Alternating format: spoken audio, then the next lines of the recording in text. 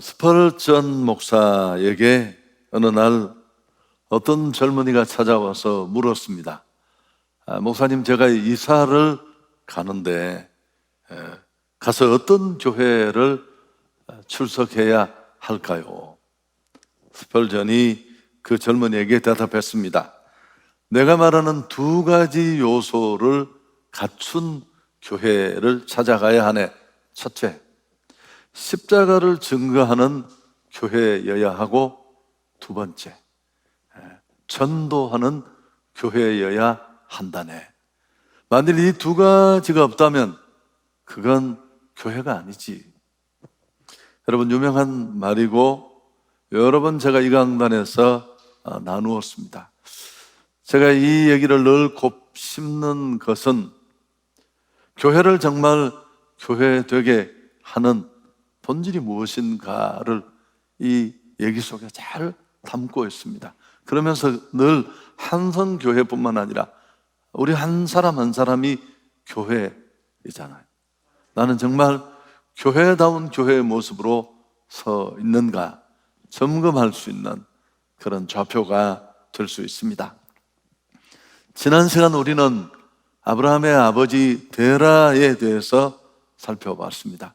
참 안타까운 마음이 많았습니다.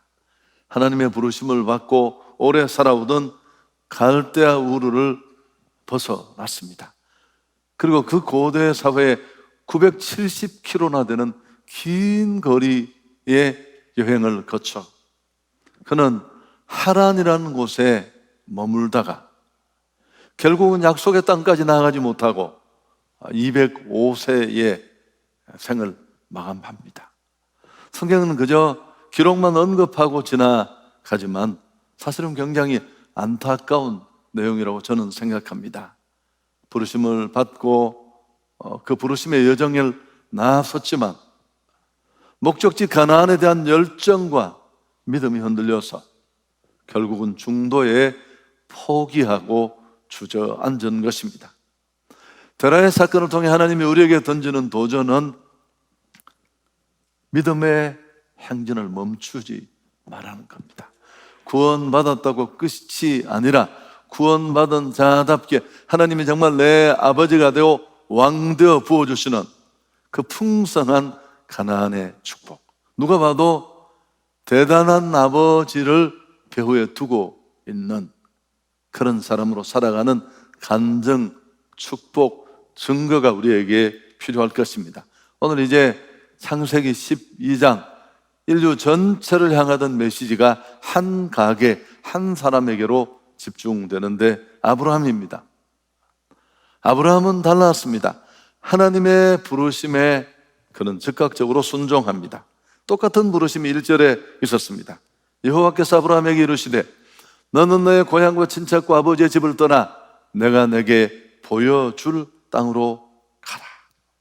한 480km 남은 여정을 그는 완벽하게 달려가고 5절에 보면 마침내 가나안에 입성합니다. 아브라함이 그의 아내 사라와 조카 롯과 하란에서 모은 모든 소유와 얻은 사람들을 이끌고 가나안 땅으로 가려고 떠나서 마침내 가나안 땅에 들어갔더라. 어려움이 많았을 것입니다. 아버지가 주저한 그 땅을 다시 떠나는 것, 또 아마도 동생 나홀이나 가족들이 만류했을 것입니다. 어쩌면 그를 광신자, 정신 나간 사람, 바보, 아무것도 확실한 게 하나도 없는데 그 소중한 것들을 내려놓고 왜 그 짓을 하느냐고 비웃었을지도 모릅니다. 아마 그랬을 것입니다. 그렇지만 아브라함은 하나님의 약속의 말씀을 붙들고 그 부르심을 쫓아갔습니다. 모든 것을 포기하는 결단, 각오, 큰 믿음 없이는 불가능한 일이었습니다. 아브라함의 이런 순종이 만들어낸 열매를 우리는 알고 있습니다. 그는 마침내 믿음의 사람, 축복의 사람이 됩니다. 하나님은 그의 이름을 아브라함에서 아브라함으로 바꿔주시잖아요. 열국의 아버지라는 어마어마한 이름을 얻게 됩니다. 아브라함의 순종, 간단한 것이 아닙니다. 지금까지 의지했던 모든 혈연과 지연, 기득권을 포기하는 것입니다. 자신의 방패막이가 되어주었던 지리적, 사회적 배경을 버린 것입니다.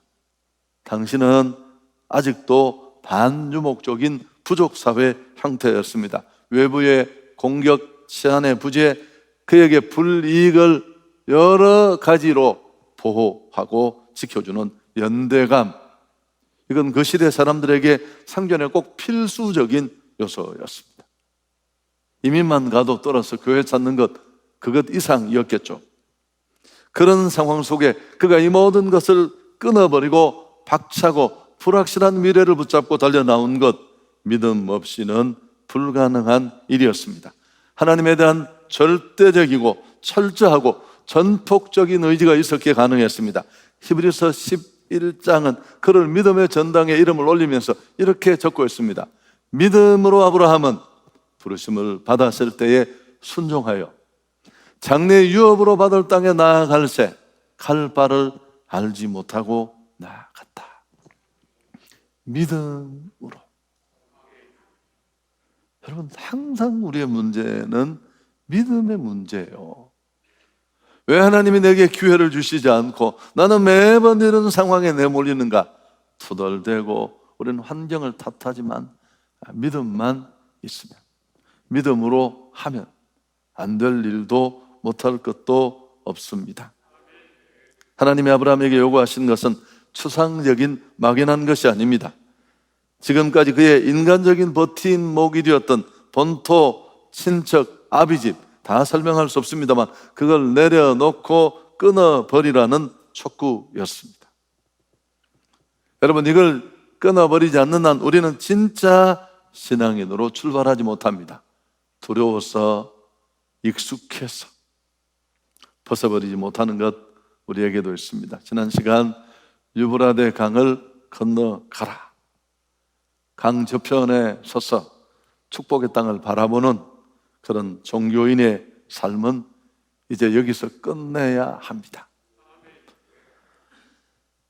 아브라함은 의지했던 모든 것을 내려놓고 하나님의 약속을 붙잡고 떠났는데, 이런 믿음의 모습을 보여준 아브라함에게 하나님이 주신 약속, 축복이 2절, 3절에 나와 있습니다. 여러분, 이 약속은 성경 전체의 메시지를 압축적으로 보여주는 중요한 구절 중에 하나입니다.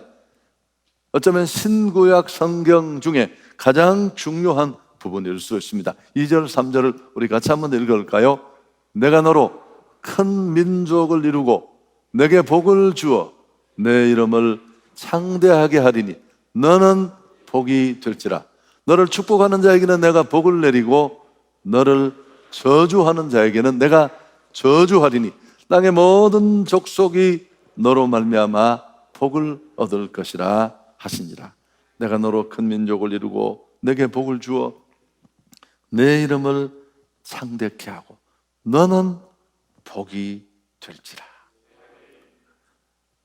수많은 자손을 주시겠다고 약속했고, 이 약속은 창세기에 계속적으로 반복되는 중심 주제입니다. 또 그가 머물던 땅을 내려놓고 떠나자 다른 땅을 주시겠다고 하셨습니다.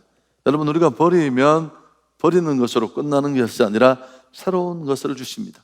다치면 다쳐서 끝나는 게 아니라 또 열리는 곳이 있습니다. 내려놓을 때, 떠날 때 풍성할 수 있습니다.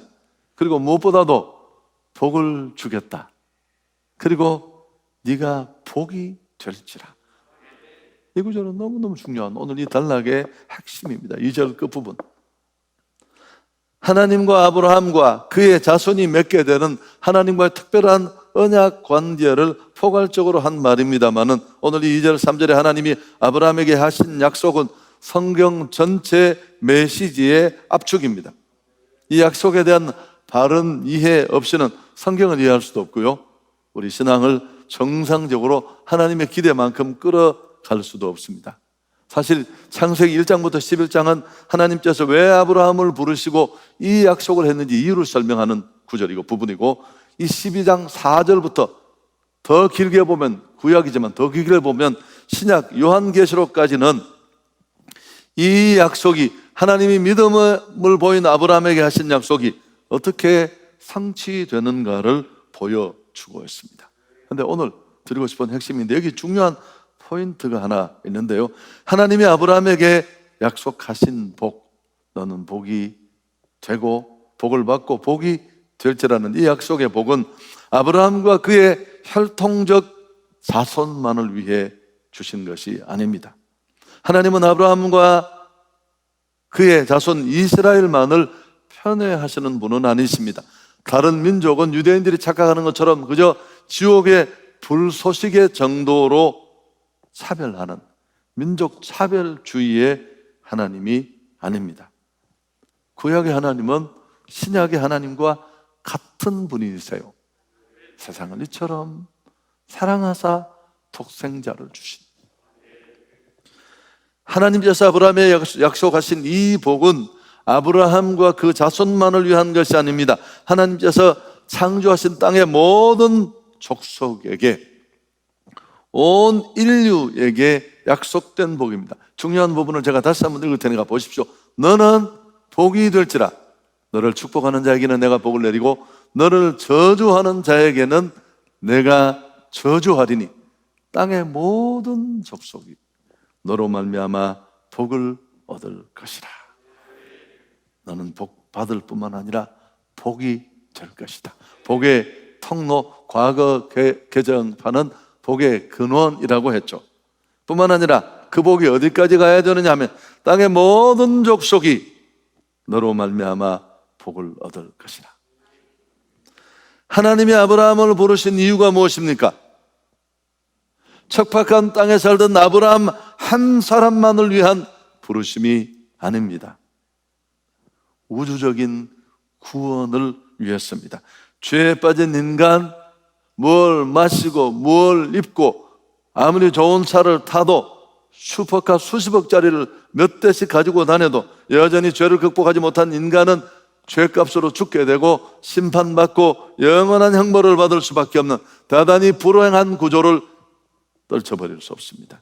그런데 이런 죄에 빠진 인간에게 찾아오시는 하나님의 은혜의 방편이 바로 이것입니다. 하나님께서 아브라함을 부르신 것은 그를 통해 온 세상을 구원하기 위한 하나님의 계획이었습니다.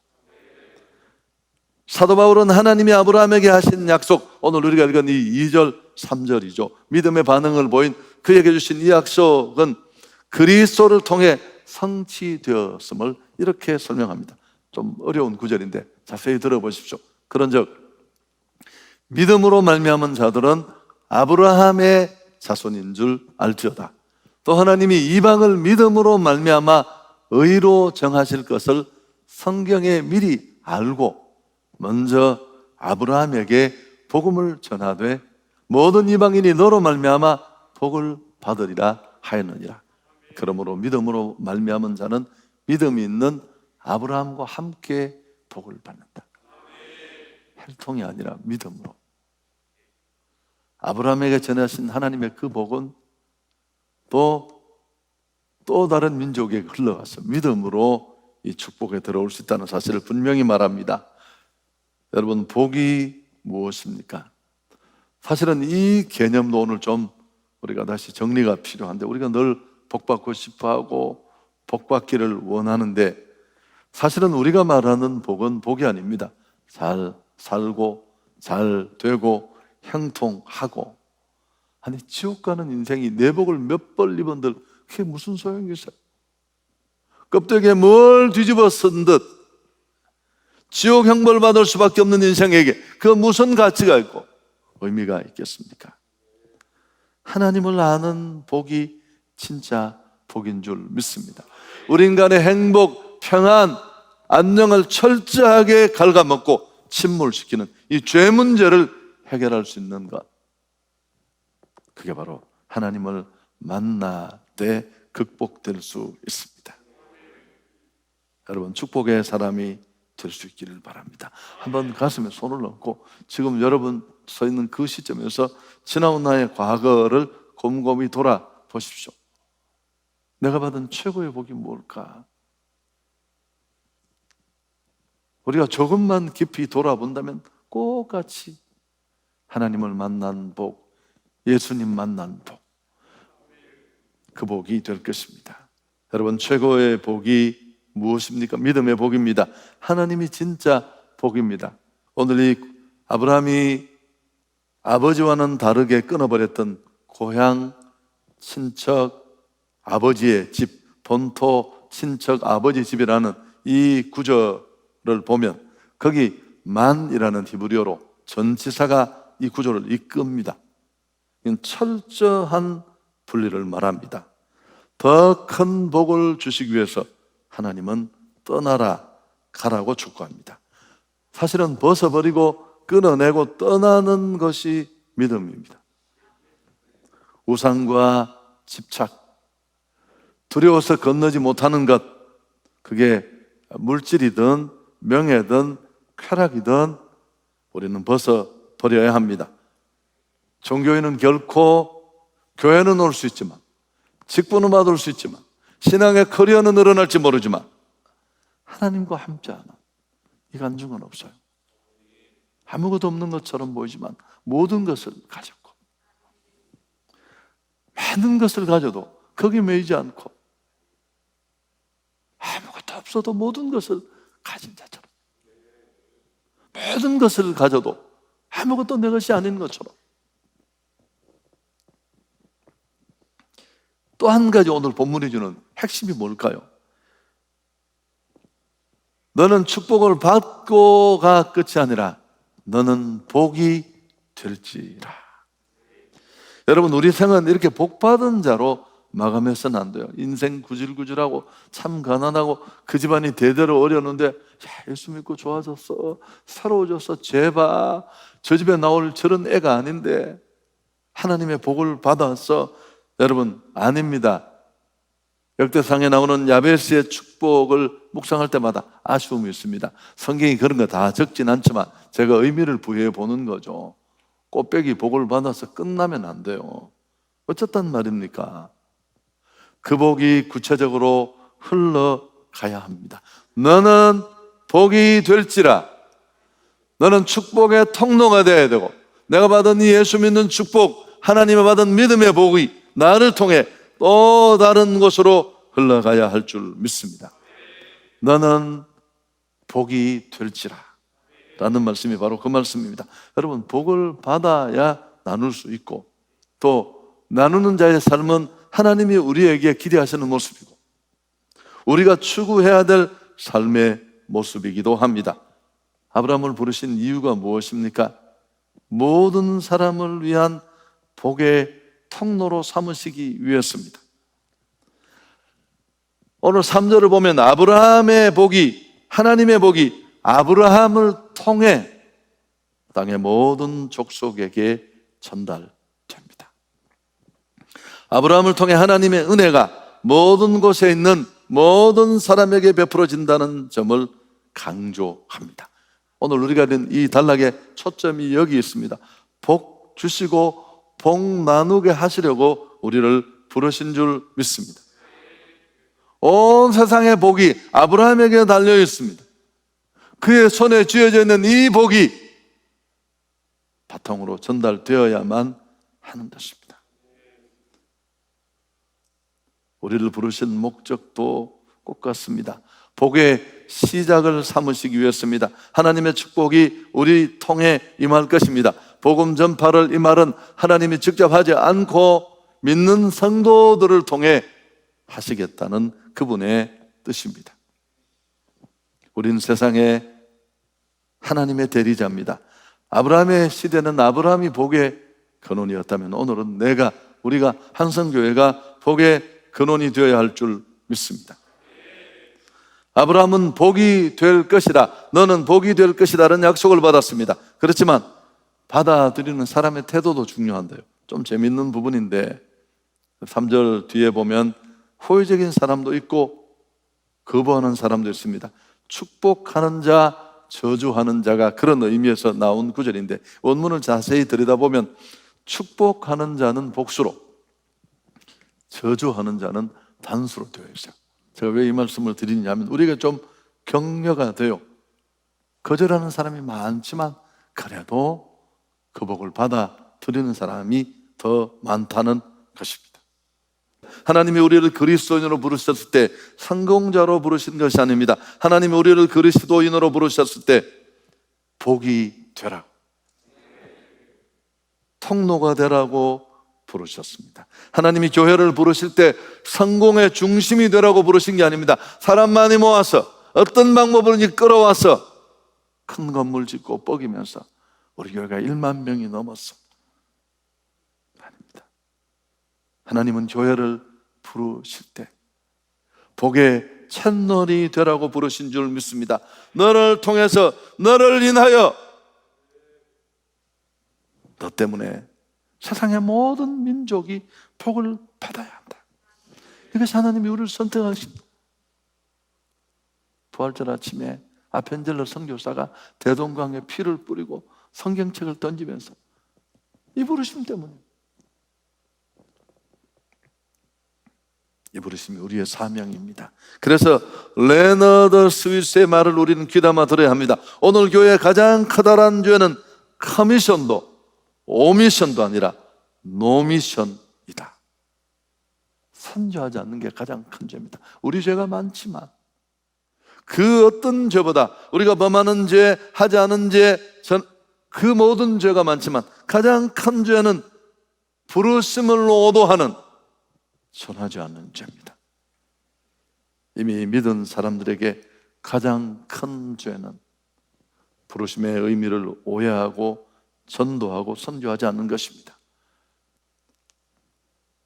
여러분, 우리는 주변에 있는 친지, 이웃, 관계 속의 사람들도 살려야 되지만 그건 너무 좁아요.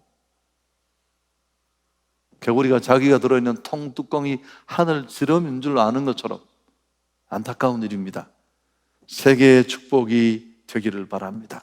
눈을 열어 주님의 마음으로 열방을 향해 가야 합니다. 전도는 축복입니다. 미국의 포천지가 100대 부자를 선정했는데 이 100대 부자 중에 상당수가 풍요병을 앓고 있습니다. 그냥 쉽게 말하면 부자병입니다. 부자병. 이 부자병의 특징이 뭘까요? 놀랍게도 허탈감과 절망감입니다. 세계 100대 부자면 내일 아침에 마음 먹으면 비행기도 한 대 구입할 수 있어요. 카톡 택시 부르고 이런 게 아니라. 그런데 그들 안에 오는 게 이 허탈과 절망감이 있는 겁니다. 희망과 소망이 다 사라진 일종의 무기력증인데 치료제가 없어요. 치료제가. 그런데 이 풍요병을 고칠 수 있는 유일한 처방전이 뭔 줄 아십니까? 주는 것입니다. 주는 것. 록펠러가 그런 사람 머리 다 빠져가 죽을 입장인데 11조 드리고 세상을 섬기면서 그는 95세까지 살았어요. 여러분, 남을 돕는 것처럼 보이지만 사실은 자기를 살리는 거예요. 내가 이야기를 하는 이유가 뭘까? 나는 예수 믿고 은혜 받아 주님의 손에 붙잡혀서 아무도 없던 내가 여기까지 왔는데, 그래서 성공하고 축복받고 교회 중력되고 결혼도 하고 중진이 되고. 그런데 혹시 당신 안에 이런 무기력증이 있다면, 영혼을 봐도 안타까운 마음이 없고 전도주의를 해도 왜 하는가 싶고 부자병 드신 거예요. 이번에 복음을 나누는 이 일로 이 무기력증을 벗어나서 다시 한번 생명의 역사로 왕성해질 수 있기를 축복합니다. 이번에도 하나님이 반드시 우리를 통해 복음을 듣고 주님 앞으로 돌아오는 사람들이 있을 것입니다. 우리 모두가 아주 행복한 축복의 통로로 쓰임받을 수 있기를 축복합니다.